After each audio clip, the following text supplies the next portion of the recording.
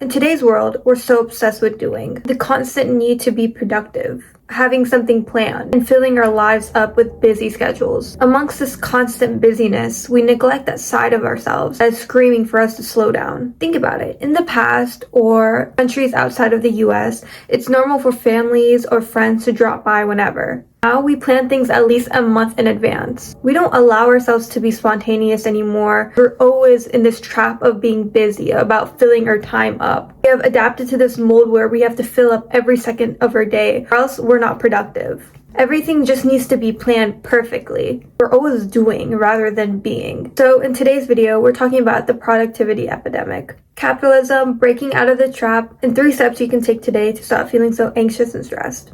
Ever since we were little, I remember us filling our lives with so much. School and sports and extracurriculars. I remember girls in middle school would go to school for 8 hours, then have their sport, lacrosse, soccer, or whatever, and then come home and do homework until 1 a.m. And that was normal. I knew multiple people that did that in middle school. I recall this book I've read. It's called The Girl with 7 Names, and it's about this North Korean girl escape from North Korea in her life. I totally recommend you read that book. The book, she mentioned how they were forced to be around people all hours of the day, essentially so they wouldn't have time for themselves to plot. It sounds insane. I'm not saying we're North Korea, but I'm saying that there is a correlation between busyness and needing to be seen and trying to fill some sort of void. I want you to slow down and notice if you're making yourself more tired, exhausted, and burnt out by trying to fill your days and your weeks up with so much to do than if you weren't doing these things, these extra things. I feel like being busy now is kind of seen as a badge of honor. Like, I am so booked and I'm so busy and I have so much to do. But is that really the life that you want? Being productive doesn't fill a void, it adds to it. Capitalism pushes this idea that our self-worth is tied to our output. How much money we make, or how many connections we have, or what we're doing to be seen productive in the eyes of other people. Because the people that don't have jobs, the people that don't work, the people that aren't something, they're seen as losers in society. If we're not optimizing every second of our day, then something must be wrong with us. Then we're useless. If you notice, we also do this with our friends and social media. We constantly need to be seen. We need to post that picture. We need to post on our story. We need to say to the world, hey, we exist, because we don't want people to forget about us. We want people to know us. We want people to remember us. We even exist if others don't see it. We've been basically brainwashed to believe that we are our accomplishments. We are what we do, rather than we are alive. We are just us. Without doing anything, we are really as who we are right now in this moment, without anything attached to us. Many cultures, traditions, especially the ones in the past, we view ourselves as being complete for who we are right now, not what we do and not what our productivity looks like.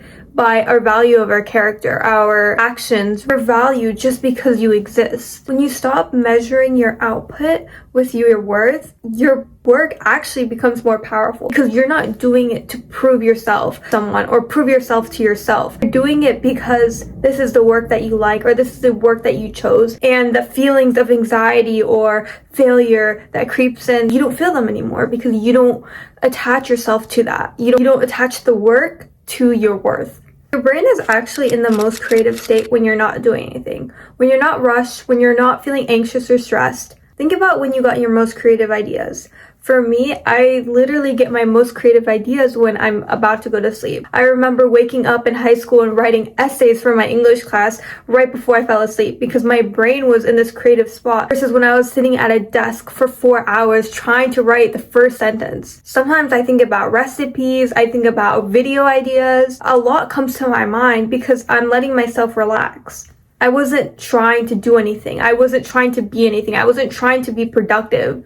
I was just there. And it's crazy how much power you have when you don't shove a screen down your face 24/7. So how do we break out of this trap?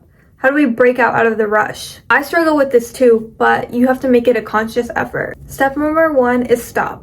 Literally stop what you're doing, stop with the anxiety, stop with the assignment that you're rushing by. When you're on this high output stress state, stop. Step away from your laptop, step away of what you're doing, take a breath, because it's hard when your heart is racing or when you need to complete an assignment or a work task and you have a deadline. But taking 5 minutes to literally stop, step away from your desk and walk around your house, walk around the library, whatever where you're in, and take a breath, drink some water, and be aware of yourself and your surroundings, and not this task that seems so all-consuming. It's not. And I don't know, honestly, getting some perspective really helps. For me, low-key, I love watching nature documentaries because I'm like, wow, I wonder what some alpacas are doing right now. Like, literally, I'm just like trying to bring my perspective outside of myself, because it's so easy to be so consumed with our lives right in front of us and our tasks that we need to do right now and the deadlines and everything like that. No. The world is so big. The world is so huge. I think about what someone in Italy is doing right now. I think about what someone in Mumbai, India is doing right now. I'm just like, there's so many lives out there, and maybe the task I'm doing is just, yes, it is a task that I have to get done, but it's not this huge big deal. You know, it's not this thing where it's just like make or break my life. Life is so much more than being productive. Your life is so much more than your productive states or needing to prove yourself to others or to yourself. So as someone who also is an overachiever, step number 2 is having 3 non-negotiable to-do lists. Instead of having 20 things on your to-do list, having 20 things that you need to get done, pick 3 priority tasks. Now, these tasks could be the most important things out of your day. Maybe you need to get 3 assignments done, you need to go on an errand, you need to meet with a friend, whatever it is. Those 3 are your top. Everything else is like, yes, it would be nice to get done, but not the most important. They're not the things that like, oh my god, I have to get done.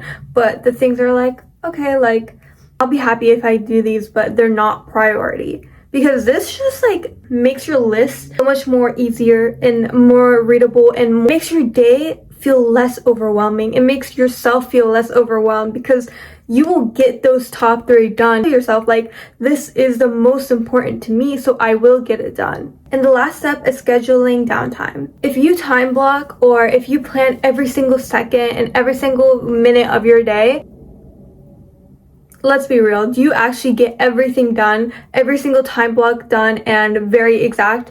I really doubt it. And if you do, I'm proud of you. But I am saying, instead of scheduling every single minute, have at least some time in between those time blocks.